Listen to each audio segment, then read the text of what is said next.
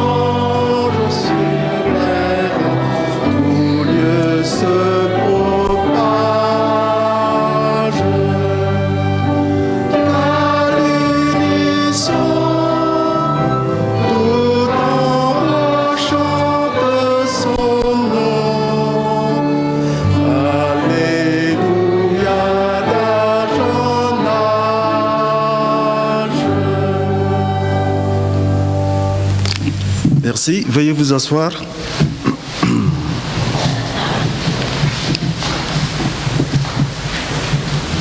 Nous allons partager un petit passage. C'est dans le livre du prophète Jérémie au chapitre 17.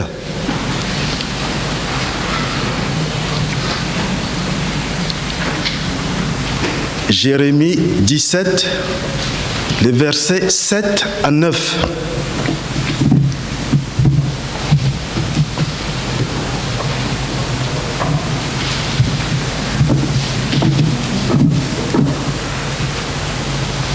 Jérémie 17, versets 7 à 9. Béni soit l'homme qui se confie en l'Éternel et dont l'Éternel est l'assurance.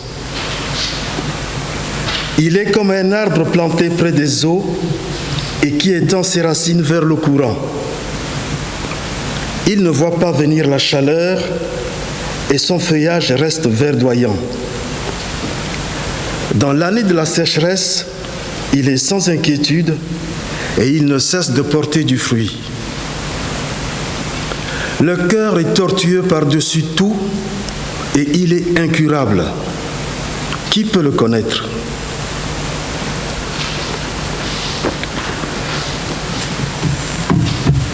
Prions. Père éternel, c'est encore un effet de ta grâce que nous nous retrouvions ce matin pour te louer, pour t'adorer, pour te célébrer et manifester entre nous la communion fraternelle qui se passe certes dans des conditions particulières dues au Covid. Mais nous savons que tu es là. Comme le dit ta parole, celui qui se confie en toi est comme un arbre planté près des eaux. avec tous les avantages qui y vont. Bénis ce moment que nous allons passer ensemble. Bénis chaque famille représentée ici. Bénis ton serviteur qui tout à l'heure va nous apporter la parole. Et qu'en toutes choses, Seigneur, la gloire te revienne à toi et à toi seul. Au nom de Jésus. Amen.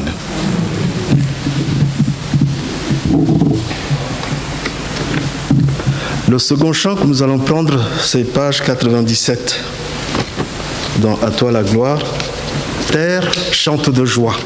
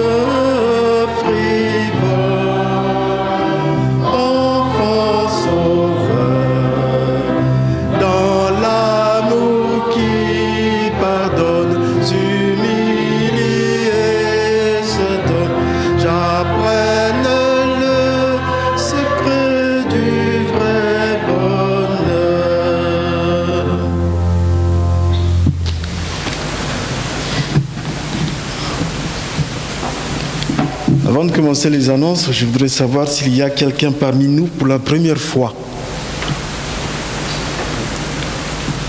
Bienvenue mon frère, vous voulez bien nous donner votre prénom? Enchanté.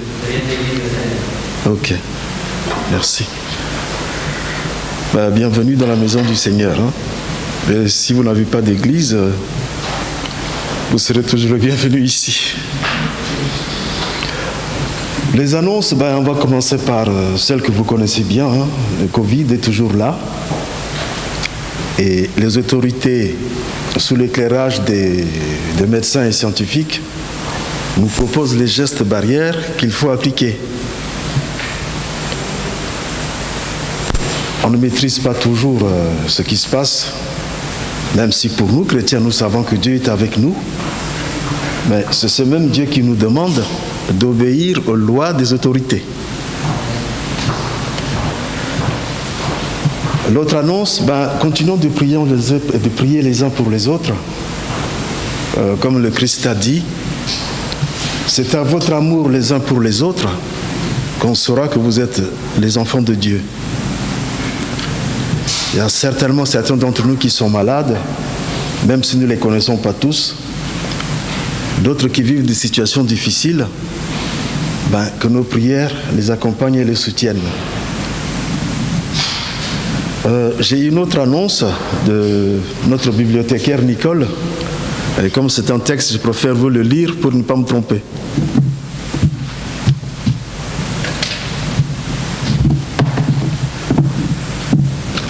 La prochaine séance de bibliothèque, ça va s'effectuer le 3e dimanche de chaque mois. Donc pour le mois de janvier, ça sera le 17. Et ensuite, le 21 février. La bibliothèque a des livres sur plein de sujets. Je vous en donne quelques-uns. La création, les témoignages de conversion, les femmes de la Bible, les témoignages des prêtres qui se sont convertis, la vie chrétienne, l'annonce de l'évangile en milieu carcéral, etc., des livres pour enfants. Et si vous connaissez de bons livres à rajouter, merci de le faire savoir à notre sœur Nicole, qu'elle lève la main pour que tout le monde la voie. Voilà.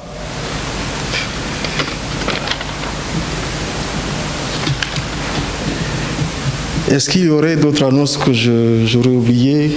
Oui. Ça concerne les femmes particulièrement et uniquement. Pour commencer l'année, ce serait bien qu'on se retrouve samedi prochain pour celles qui peuvent à 15h30. Nous avons passé une année 2020 un peu... je ne sais pas comment vous expliquer. Mais moi, je me suis sentie un peu comme une glace qui fond. Et je pense qu'il est bien qu'on se retrouve, surtout en début d'année. On ne sait pas comment l'année 2021 va se passer au niveau confinement, etc. Et donc, je nous encourage à nous retrouver samedi à 15h30 pour un temps d'action de grâce, de louange, de partage. Et peut-être mettre en place certaines choses au niveau des femmes pour que ça tourne. Voilà. Donc je compte sur celles qui peuvent. Je sais que certaines ne peuvent pas parce qu'elles travaillent ou d'autres. Mais sur celles qui peuvent, je compte sur vous. Merci beaucoup. Merci Rachel. Alors on se retrouverait particulièrement ici, si nous sommes suffisamment nombreux, sinon en face.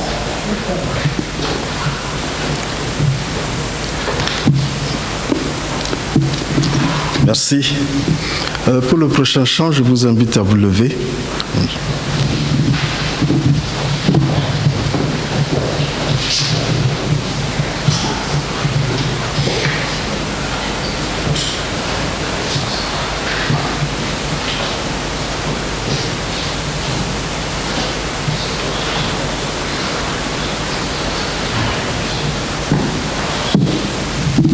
Le prochain cantique, c'est en page 60.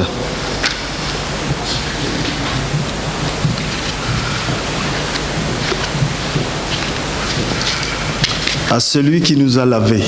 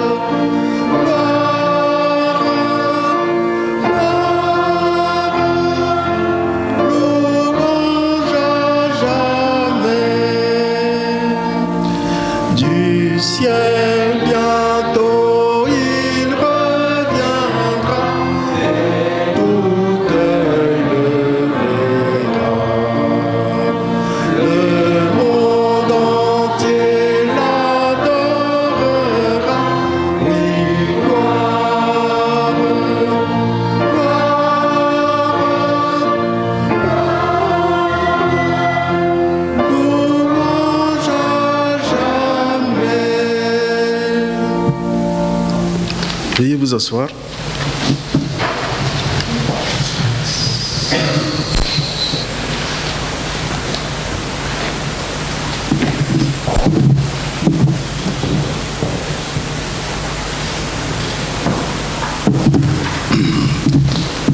Le prochain chant que nous prendrons, c'est 272.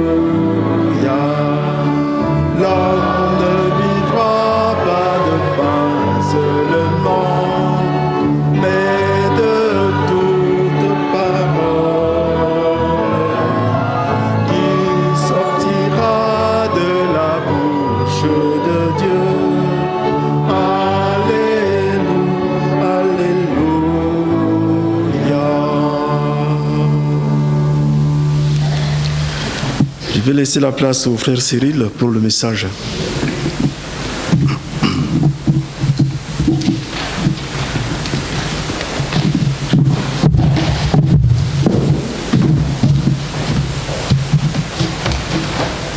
Merci Jean-Baptiste. Alors, avant de commencer, est-ce qu'il faut que je ferme le store derrière ou pas? Non, ça va? D'accord. Ça apporte un peu de lumière. On n'a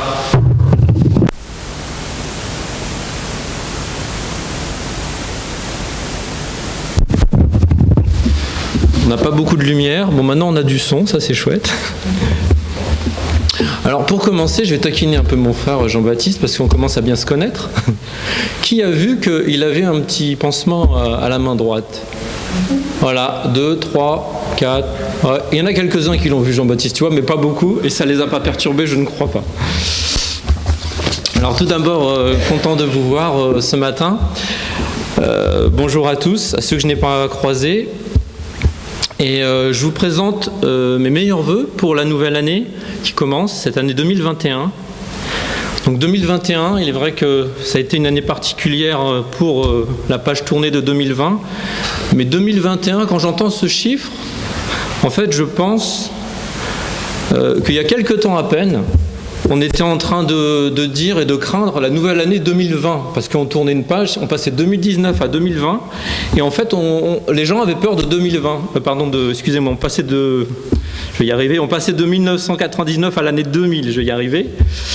Et donc, j'ai l'impression que les gens avaient peur de cette année 2000, et j'ai l'impression que c'était il y a quelques temps seulement. Et pourtant, on est déjà en 2020, 20 ans plus tard. Donc, le temps passe vite. Donc je vous souhaite à tous de disposer d'une bonne santé, avant tout, surtout dans ces temps perturbés que nous connaissons. Prenez soin de vous. Une année remplie de bonnes choses pour l'année 2021, pour vous, pour vos proches. De la réussite dans vos projets personnels, professionnels également. Continuez, comme le disait le frère, donc en cette nouvelle année, également de prier pour nos malades, les frères et sœurs qui traversent des épreuves difficiles, vous connaissez les noms. Thomas, notre pasteur, et sa femme Alexis. Pensez également à Nicole qui préfère rester chez elle, qui ne peut pas être avec nous au message par précaution, Nicole Renard. Alors en cette nouvelle année qui débute, En fait, on pense souvent aux nouvelles résolutions qu'on veut prendre, aux bonnes résolutions qu'on veut prendre, alors que ça soit en tant que chrétien ou non chrétien, peut-être plus quand on se sent plus concerné quand on est chrétien. Les bonnes résolutions qu'on va prendre pour cette nouvelle année, dans notre cas peut-être, des résolutions sur lesquelles nous nous étions engagés l'année passée, mais peut-être nous les avons manquées. Nous avons trébuché en cours de l'année, nous avons trébuché en cours de route, nous les avons mises de côté, peut-être oubliées, suite peut-être aussi à de lourdes épreuves qui nous ont affectés. Mais également, ce début de l'année est aussi le moment que nous pouvons choisir pour faire un bilan. Faire un bilan de l'année passée, faire un bilan de notre vie chrétienne, de notre vie de chrétien. Comment s'est passé l'année dernière? Quel virage ai-je pris, amorcé? Est-ce que j'ai rebroussé chemin sur le chemin que j'avais pris avec le Seigneur, ses engagements? Est-ce que je me suis éloigné de lui? Ou bien est-ce que je suis resté fidèle? Nous allons tout d'abord, avant de poursuivre, débuter par la prière.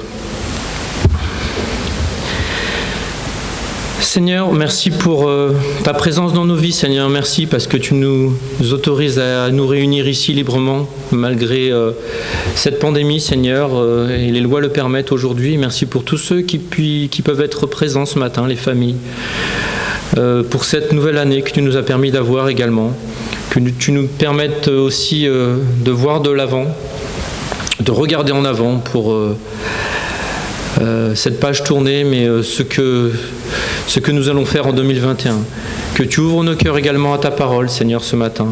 Que tu nous permettes de comprendre ce que tu attends de nous, Seigneur, en tant que chrétiens. Au nom de Jésus. Amen. Alors nous allons ouvrir nos Bibles pour partager un passage que vous connaissez bien dans le livre de Matthieu.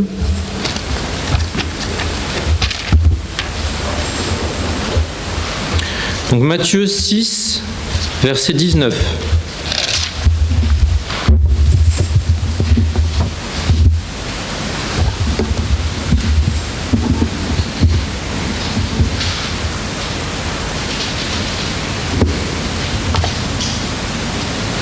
Je vous laisse le temps de trouver le passage.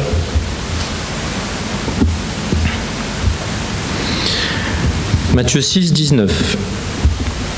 Ne vous amassez pas de trésors sur la terre, où les vers et la rouille détruisent, et où les voleurs percent et dérobent. Mais amassez des trésors dans le ciel, où ni les vers ni la rouille ne détruisent, et où les voleurs ne percent ni ne dérobent. Car là où est ton trésor, là aussi sera ton cœur. L'œil est la lampe du corps. Si ton œil est en bon état, tout ton corps sera illuminé. Mais si ton œil est en mauvais état, tout ton corps sera dans les ténèbres. Si donc la lumière qui est en toi est ténèbres, combien seront grandes les ténèbres? Nul ne peut servir deux maîtres, car ou il haïra l'un et il aimera l'autre, ou il s'attachera à l'un et méprisera l'autre. Vous ne pouvez servir Dieu et Mammon. C'est pourquoi je vous dis, ne vous inquiétez pas pour votre vie, de ce que vous mangerez, ni pour votre corps, de quoi vous serez vêtus. La vie n'est-elle pas plus que la nourriture et le corps plus que le vêtement? Regardez les oiseaux du ciel, ils ne sèment ni ne moissonnent, ils n'amassent rien dans des greniers, et votre Père céleste les nourrit. Ne valez-vous pas beaucoup plus qu'eux? Qui de vous, par ses inquiétudes, peut ajouter une seule coudée à la durée de sa vie? Et pourquoi vous inquiétez au sujet du vêtement? Observez comme croissent les lys des champs, ils ne travaillent ni ne filent. Cependant, je vous dis que Salomon même, dans toute sa gloire, n'a pas été vêtu comme l'un d'eux. Si Dieu revêt ainsi l'herbe des champs, qui existe aujourd'hui et demain, sera jetée au four, ne vous vêtira-t-il pas à plus forte raison, gens de peu de foi? Ne vous inquiétez donc pas en disant que mangerons-nous ou que boirons-nous ou de quoi serons-nous vêtus? Car ceux-là, ce sont les païens qui le recherchent. Or, votre Père céleste sait que vous en avez besoin. Cherchez premièrement son royaume et sa justice, et tout cela vous sera donné par-dessus tout. Ne vous inquiétez donc pas du lendemain, car le lendemain s'inquiétera de lui-même, à chaque jour suffit sa peine. Voilà donc un passage un petit peu long, très riche en enseignements. D'ailleurs, tout le livre de Matthieu est riche en enseignements. On pourrait utiliser chaque verset pour faire un message biblique. Ça représente d'ailleurs beaucoup de messages. Et je dirais à Thiago, ça tombe bien puisqu'on a besoin de messages et de prédicateurs en ce moment. Ou peut-être même plus de messagers. Car vous n'êtes pas sans savoir que les pasteurs, les missionnaires et les prédicateurs ne sont pas les seuls à avoir cette appellation de messager aux yeux de notre Seigneur. Mais je m'égare, c'est le sujet d'un autre message. Vous pouvez, je pense, questionner sans problème, alors il n'est pas là ce matin, donc je vais pouvoir parler de lui, c'est facile. Vous pourrez sans problème questionner notre frère Kit sur le sujet des messagers, d'être messager en tant que chrétien. Il aura certainement des réponses à vos questions. Donc revenons à notre texte. Au verset 33, on peut lire ceci. « Cherchez d'abord le royaume et la justice de Dieu, et toutes ces choses vous seront données en plus. » Ce verset, on le connaît bien, nous l'avons souvent entendu, nous le chantons également souvent, tout comme il y a quelques minutes. Mais que signifie-t-il réellement ? Avons-nous bien compris, je dirais, avons-nous bien saisi, en tant que chrétiens, le sens des mots de ce verset ? Au niveau tout d'abord du contexte, dans le livre de Matthieu, c'est notre Seigneur Jésus qui parle. Il débute tout d'abord au chapitre 5, le chapitre juste avant, par l'enseignement des pharisiens, puis il poursuit au chapitre 6 par examiner les manières, je dirais les actes hypocrites de ces mêmes pharisiens. Dans ce verset 33, Jésus parle de chercher le royaume et la justice de Dieu.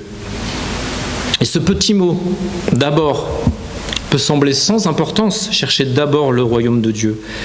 Mais au contraire, au lieu de chercher tout court, il nous demande de débuter. Certaines Bibles ont dans ce mot le texte « chercher premièrement le royaume de Dieu » à la place de « d'abord ». Et toutes ces choses vous sont redonnées en plus, ou on peut lire aussi parfois par-dessus tout. Toutes ces choses vous seront données par-dessus. Notre Seigneur faisait justement la différence entre les coutumes, les intérêts des païens et ce qui devrait être la préoccupation principale des chrétiens. Les païens, eux, pour la plupart, et en particulier ces pharisiens, recherchaient, et je fais une parenthèse, cela n'a pas changé, c'est pareil de nos jours, ils recherchaient les choses matérielles. On peut voir dans le verset 31 et 32 du même livre de Matthieu, « Ne vous inquiétez donc point et ne dites pas « Que mangerons-nous » ou « Que boirons-nous » ou « De quoi serons-nous vêtus » car toutes ces choses, ce sont les païens qui les recherchent. Votre Père Céleste sait que vous en avez besoin. Que nous annonce ce verset ? Il nous dit que nous, en tant que chrétiens, nés de nouveau, nous ne devons pas nous inquiéter des choses telles que le vêtement, la nourriture ou au sujet du boire. Et malheureusement de nos jours, on doit reconnaître que ces soucis restent les préoccupations premières pour certaines personnes dans notre société, ou peut-être dans certains pays du monde. Quelle est notre attitude face à ces gens que l'on peut rencontrer, croiser peut-être lorsqu'on se déplace à la gare, qu'on va au travail, lorsqu'on s'arrête auprès d'un feu rouge, au bord de la route ? Est-ce qu'on a du déni pour ces gens ? Est-ce qu'on est désintéressé ?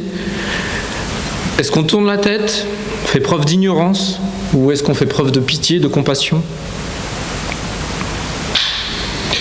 Néanmoins, si l'on ramène aux soucis, je dirais, les plus communs de nos jours, nous pouvons certes nous trouver inquiets pour une fin de mois difficile, une dépense imprévue par exemple. Mais notre Dieu ne sait-il pas de quoi nous avons besoin ? Si, certainement. Alors, de quoi devons-nous nous soucier au final ? Notre Dieu désire que nous lui remettions nos fardeaux, nos préoccupations du moment, mais pas forcément que les petites choses et les choses qui ne sont pas nécessaires à notre survie.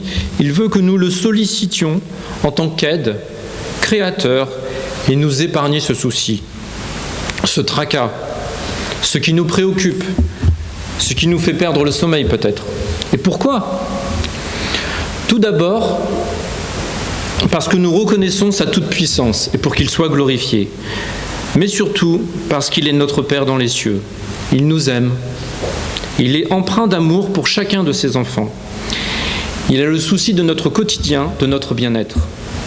Il est un Père aimant. Il aime ses enfants jusqu'à l'extrême, jusqu'à sacrifier son Fils sur la croix pour nous, pour nos péchés. Il a payé le prix à notre place. Nous avons parfois tendance à l'oublier, n'est-ce pas ?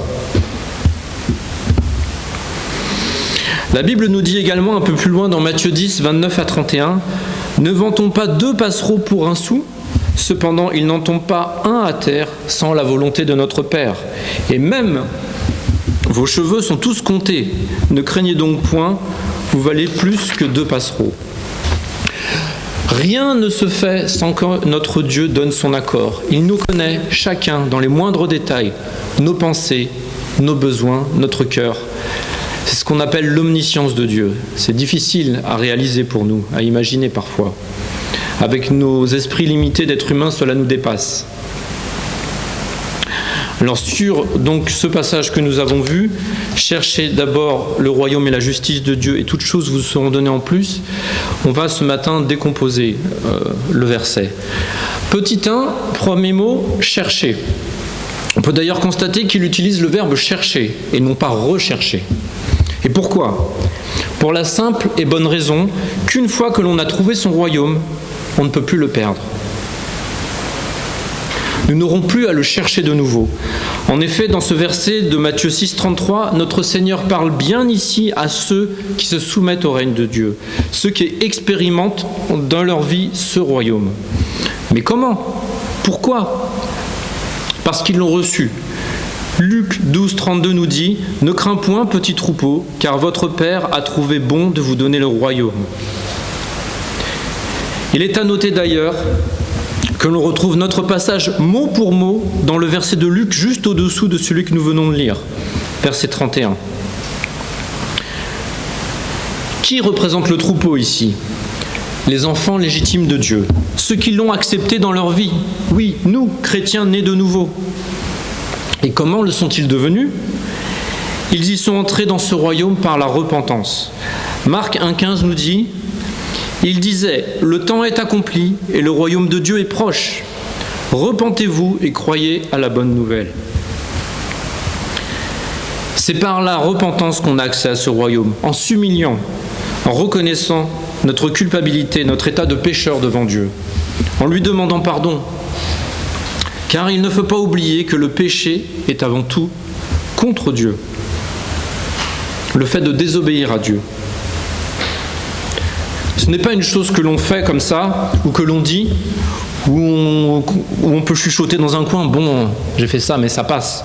Ça passe, après tout, personne ne le saura. Ou demain, ça sera derrière moi, ça sera oublié. Avec Dieu, c'est pas comme ça. Non.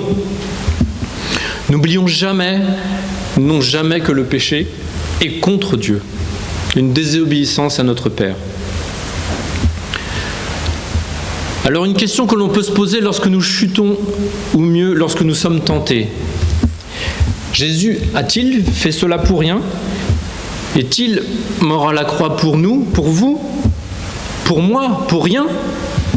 Dois-je réellement avancer dans cette direction alors que je sais, alors que la Bible, la parole de Dieu me le dit, me montre de toute évidence que c'est mauvais pour moi et que je lui désobéis volontairement ? Alors oui, je suis tenté. Oui, d'autres le font. Oui, c'est la mode. Oui, c'est d'actualité peut-être, mais est-ce que j'en ai besoin ? Ou est-ce que je peux m'en passer ?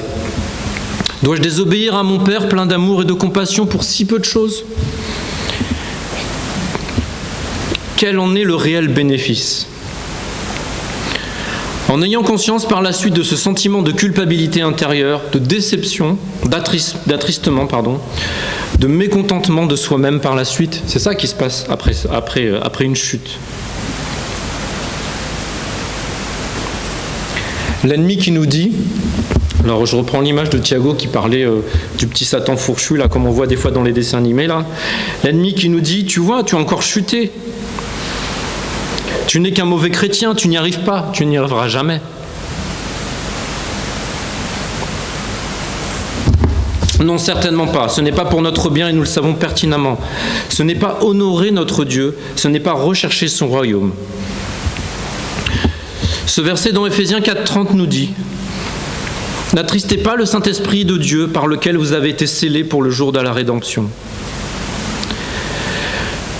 Et nous savons également que ces mêmes personnes qui ont accédé au royaume ont accepté ces lois divines. Matthieu 5,19. Celui donc qui supprimera l'un de ses plus petits commandements et qui enseignera aux hommes à faire de même sera appelé le plus petit dans le royaume des cieux.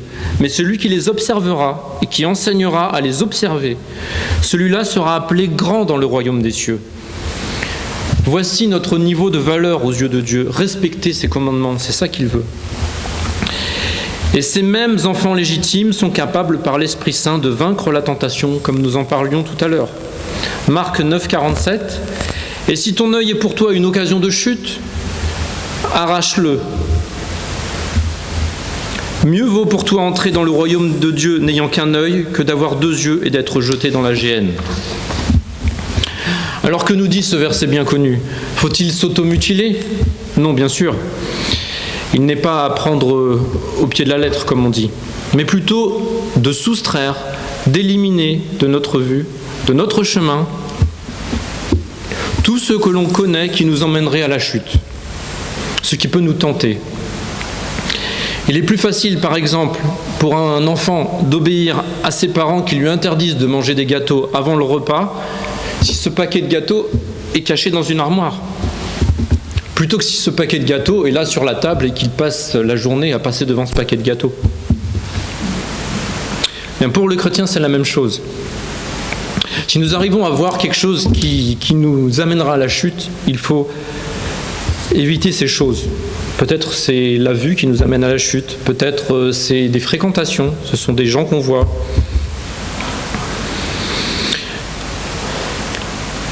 Si l'on reprend le premier mot de notre verset, « chercher », on ne peut s'empêcher de se poser la question suivante. Qu'est-ce que moi, en tant que chrétien, qu'est-ce que je recherche ? Qu'est-ce que je cherche ? Ou bien encore, qu'est-ce que j'ai cherché tout au long de cette année 2020 qui s'est écoulée ? Peut-être que c'était des choses qui n'avaient rien à voir avec le royaume de Dieu, avec la volonté de notre Seigneur. Peut-être c'était des choses au contraire qui peuvent être estimées légitimes et qui sont légitimes.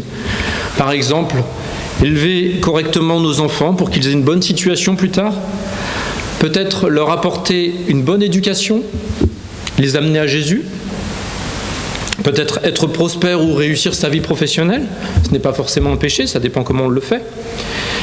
Se faire plus d'amis ou des meilleurs amis peut-être. Trouver un bon emploi stable, ça peut être aussi un de nos projets. Peut-être réussir un examen, avoir une mention à notre examen. Passer plus de temps avec nos proches, quoique en ce moment c'est plutôt difficile. On pourrait résumer toutes ces idées à une seule chose en fait, désirer être heureux. En somme, rien de mal à cela, mais comment dépensons-nous notre énergie ? Mettons-nous tout en œuvre pour y parvenir ? C'est ça la question. Bien souvent, on a tendance à penser, on met un petit peu Dieu de côté, on a tendance à penser que ce bonheur recherché est dépendant des circonstances ou de nous-mêmes. Proverbe 19, 21, « Recommande tes œuvres à l'Éternel et tes projets réussiront. » En réalité, notre Seigneur désire ce bonheur dans nos vies. Cela peut aussi s'appeler les bénédictions. Ces bénédictions. Jérémie 29, 11 nous dit « Car je connais les projets que j'ai formés sur vous, dit l'Éternel, projets de paix et non de malheur, afin de vous donner un avenir et de l'espérance. » Verset très encourageant dans ces temps difficiles.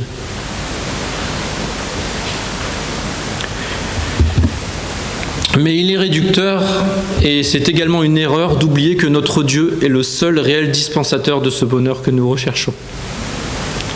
Parfois, notre force est un obstacle à reconnaître la toute-puissance de Dieu. Une personne, par exemple, qui dispose d'une bonne situation et de beaucoup d'argent, ou quelqu'un qui est doué d'une grande intelligence. Ainsi, parfois, nous comptons sur ce que nous avons en notre possession, plutôt que de compter sur Dieu, comme le dit le verset dans Matthieu 19, 23, 24. Jésus dit à ses disciples, « Je vous le dis en vérité, un riche entrera difficilement dans le royaume des cieux. Je vous le dis encore, il est plus facile à un chameau de passer par le trou d'une aiguille qu'à un riche d'entrer dans le royaume de Dieu. Vous vous souvenez de ce passage quand ce jeune homme part très triste suite à la réponse de Jésus, car il avait de grands biens, nous dit la Bible.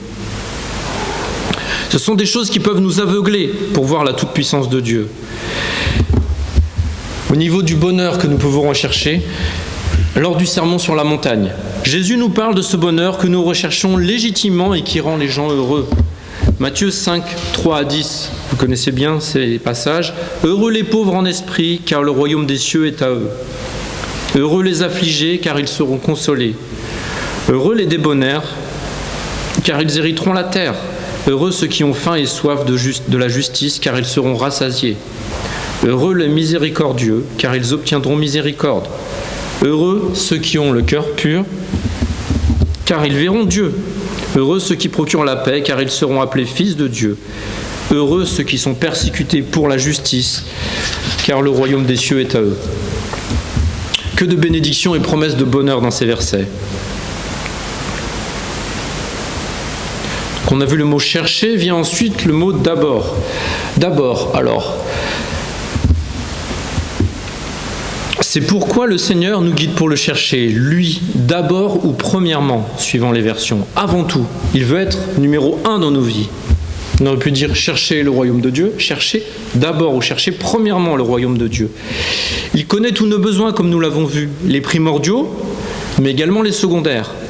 On peut se poser la question ce matin, Dieu est-il toujours à la première place dans ma vie, dans nos vies, dans nos relations avec les autres,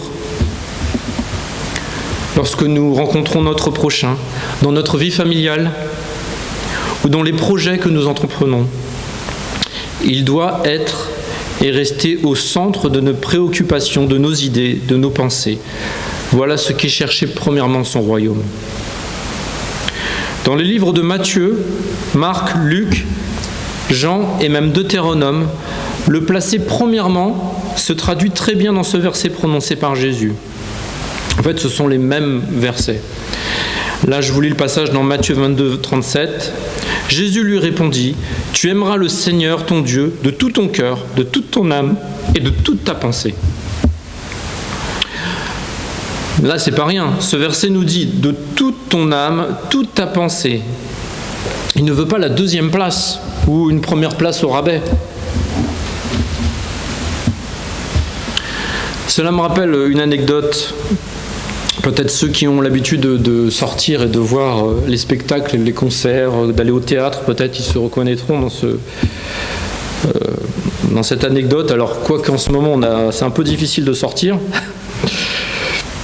Donc parfois vous êtes sur internet, vous cherchez des places en ligne et puis vous cherchez quelque chose qui est moins cher ou pas cher, surtout si vous devez prendre 2, 3, 4, 5 places.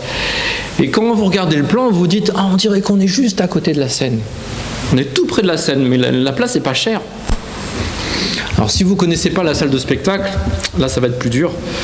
Après, si vous êtes un habitué des soirées, des spectacles, du théâtre, etc., il y aura moins de problèmes. Donc il vaut mieux dans ce cas-là bien vérifier. Parfois, on peut être placé complètement de biais, on ne voit rien. Alors la place n'était pas chère, elle est proche de la scène, mais on ne voit rien. Des fois, on peut être derrière un poteau, ou dans le passage aussi, tout le temps dérangé par des gens, ou finalement très loin, alors que sur le plan, on se dit « Mince, j'étais bien placé sur Internet, on a l'impression que c'était tout près de l'artiste ou de la scène. » Une fois, avec Betty, on s'est retrouvés, alors ces places, c'était un cadeau qu'on nous avait fait, au théâtre de Châtelet dans Paris, pour un spectacle. Peut-être qu'il y en a qui connaissent cette salle. Et en fait, on était placés au balcon. Bon, alors voilà, le balcon, souvent, on est un peu en hauteur, mais on voit bien. Et là, on pouvait voir l'artiste, mais alors de très, très, très, très haut, en fait. On voyait bien l'artiste, mais vraiment de très, très haut. Et je pense que si cet artiste avait été victime de calvitie, comme dirait Ethan, eh bien, je pense qu'on l'aurait vu, quoi, parce qu'on le voyait de tellement haut. Alors, c'était pas le cas, mais en fait, jamais j'aurais pu croire que quand on disait placé en balcon, il y avait des balcons aussi hauts qui existaient dans les salles de spectacle. Alors j'ai repris le plan pour regarder quand même ce qu'il en était. 5 niveaux quand même. Donc vous avez le plancher et vous avez 4 hauteurs de balcon au-dessus. Donc en fait on voyait de très très haut cette personne. Ça peut donner le vertige. D'ailleurs, nous fêtons nos 18 ans de mariage demain. Merci Seigneur. Alors Thiago et Marilyn s'en souviennent, même s'ils n'ont pas pu malheureusement être là, parce qu'il y avait beaucoup de neige, ils étaient bloqués. Et donc comme les sorties sont toujours pas autorisées, ni pour les restaurants, ni pour les spectacles, on va faire ça peut-être un peu différemment. Malgré que comme on a des enfants, j'ai entendu des bruits ce matin, peut-être Betty a des idées. Voilà, donc ce qui est essentiel, comme on le disait, c'est mettre notre Seigneur à la première place dans nos vies, pas une place au rabais. Tu aimeras le Seigneur, ton Dieu, de tout ton cœur, de toute ton âme et de toute ta pensée. On sait également qu'il est le commencement et la fin. Dans Apocalypse 22:13, « Je suis l'alpha et l'oméga, le premier et le dernier, le commencement et la fin. » Ce qui, je dois dire, rend légitime le fait d'avoir cette première place dans nos vies. Il était là au commencement de toute chose. On sait qu'il n'a pas de fin. Il sera là éternellement. Sans lui, pour commencer, nous n'existerons pas. Nous continuons. Donc, nous avons vu chercher, on a vu d'abord, et le royaume de Dieu et sa justice par la suite. De quoi parlons-nous ici ? Nous l'avons expliqué avant, ceux qui ont reçu le Seigneur et sont sauvés désormais, ceux qui ont reçu le Seigneur sont sauvés désormais. Mais que comporte ce royaume ? De quoi est-il constitué ? Romains 14:17. Car le royaume de Dieu, ce n'est pas le manger et le boire, mais la justice, la paix et la joie par le Saint-Esprit. Nous parlons ici de tout ce qu'il comporte. Donc soit, on a dit la paix, l'amour et la justice de Dieu. On sait que nous avons l'Esprit Saint qui est avec nous et qui nous guide. Nous, chrétiens, appartenons à ce royaume étant nés de nouveau et nous pouvons compter sur notre Seigneur pour faire régner toutes ces valeurs citées précédemment. Nous faisons partie de ce royaume, mais on en est également héritiers, co-héritiers. Romains 8:17. Or, si nous sommes enfants, nous sommes aussi héritiers, héritiers de Dieu et co-héritiers de Christ. Si toutefois nous souffrons avec lui, afin d'être glorifiés avec lui.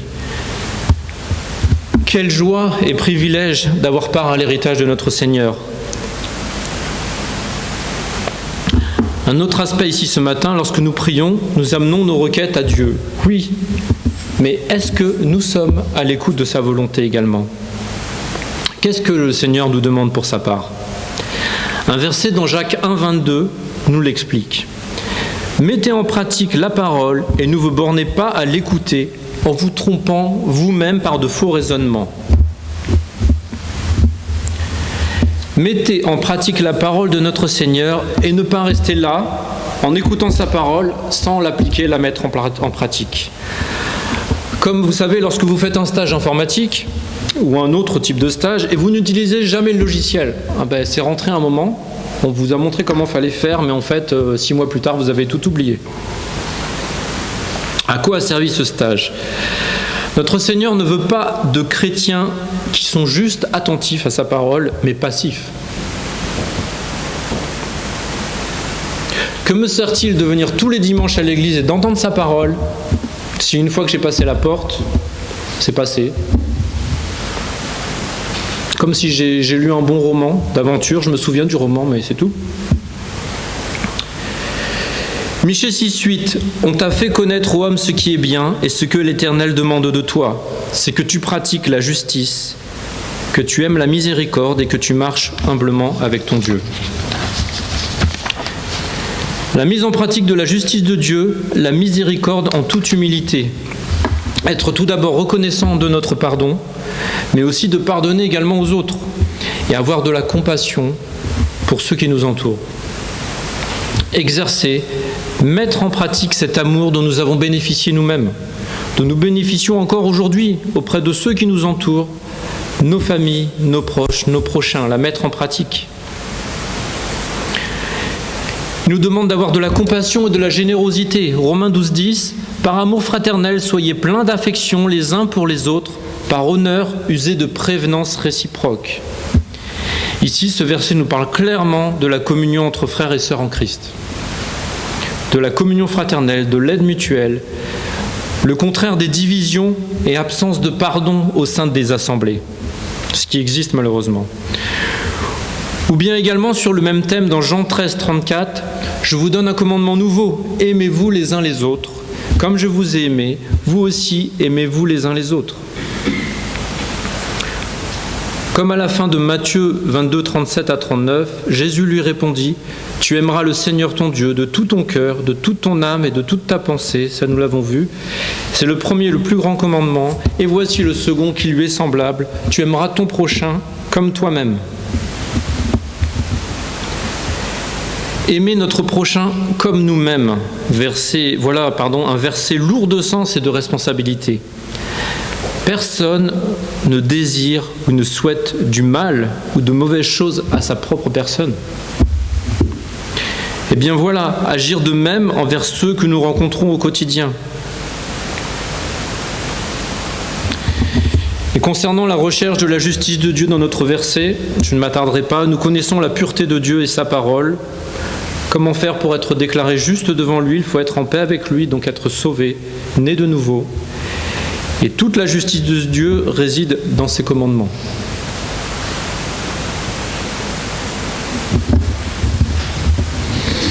Et dernière partie de notre verset, « Et toutes ces choses vous seront données en plus ».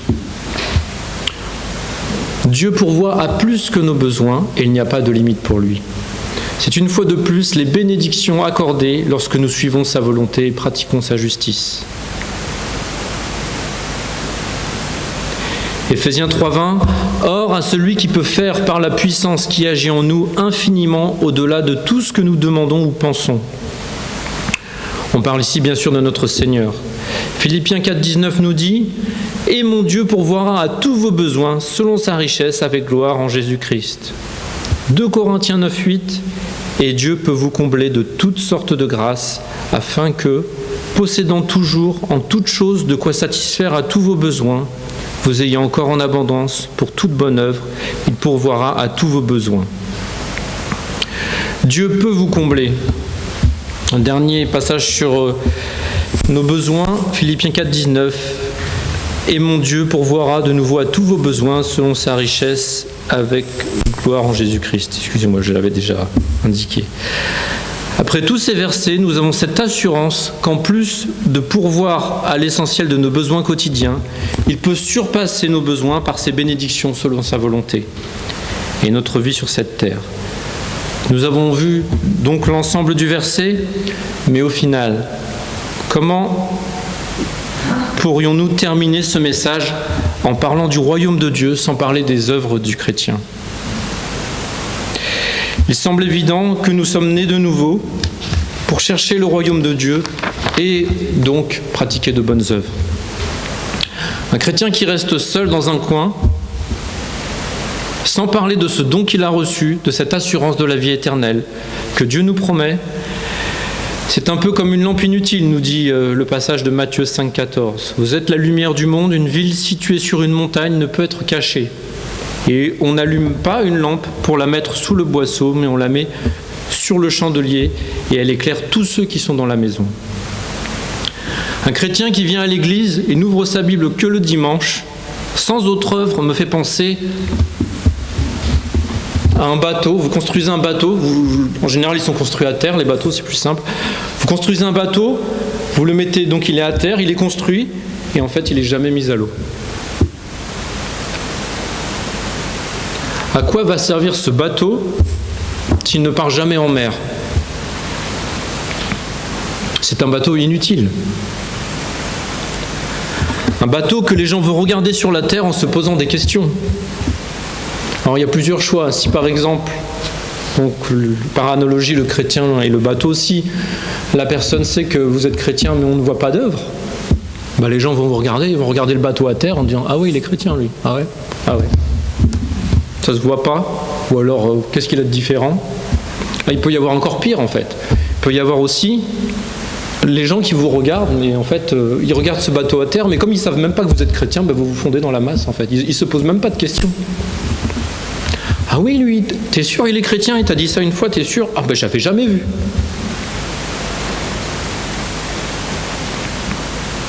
Je dirais, il passe en mode inaperçu. Du temps de Noé, c'est sûr que c'était le cas, mais Noé, lui, avait foi en Dieu et connaissait l'avenir et l'arrivée du déluge. Quand tout le monde voyait cette grande arche immense construite sur la terre, il disait, mais il est pas bien celui-là. Lui et sa famille. J'entends mes enfants dire, mais il a pété un plomb, lui. La suite du verset qu'on vient de lire nous dit que votre lumière luise ainsi devant les hommes, afin qu'ils voient vos bonnes œuvres et qu'ils glorifient votre Père qui est dans les cieux. Voici une des raisons d'être sur ce bateau, de l'homme né de nouveau. Vous savez qu'en tant que chrétiens, nous sommes nés de nouveau pour de bonnes œuvres que Dieu a préparées à l'avance pour que nous les pratiquions. Éphésiens 2,10, que vous connaissez, car nous sommes son ouvrage, ayant été créés en Jésus-Christ pour de bonnes œuvres que Dieu a préparées d'avance afin que nous les pratiquions. Notre Seigneur ne nous a pas sauvés pour rester muets à l'Évangile auprès de notre entourage, auprès des âmes perdues. Il ne nous a pas sauvés pour que nous passions cette porte chaque dimanche en nous bornant à écouter la parole et rester stériles. Alors, il y a plusieurs moyens. Vous pouvez vous impliquer dans votre église, vous pouvez travailler activement pour le Seigneur, avoir un bon témoignage, témoigner de votre salut simplement autour de vous, en racontant ce qu'il a fait pour vous, en racontant votre expérience. Il n'y a pas besoin de longues études théologiques pour témoigner. Ou bien vous pouvez aussi rester comme ce bateau sur la terre ferme qui est immobile.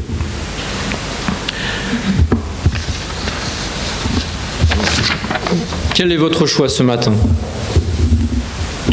On va se lever s'il vous plaît, je vais demander à Jean-Baptiste de venir.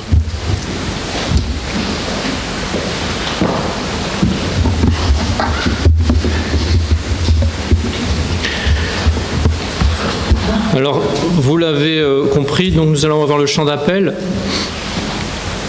Donc il est important de chercher ce royaume de Dieu, ce royaume de notre Dieu qui a plein de bénédictions prêtes pour chacun de nous. Toujours pour rester sur l'image du bateau, ne cherchons pas ce royaume comme errant, cette fois à l'eau, en train d'observer ce qui se passe à droite, à gauche, autour de nous, en nous déplaçant de part et d'autre, comme un bateau à l'abandon sans gouvernail, suivant le sens du vent, emporté par les vagues. Pire, risquant de heurter des récifs que nous n'avons pas vus. Mais cherchons ce royaume avec zèle et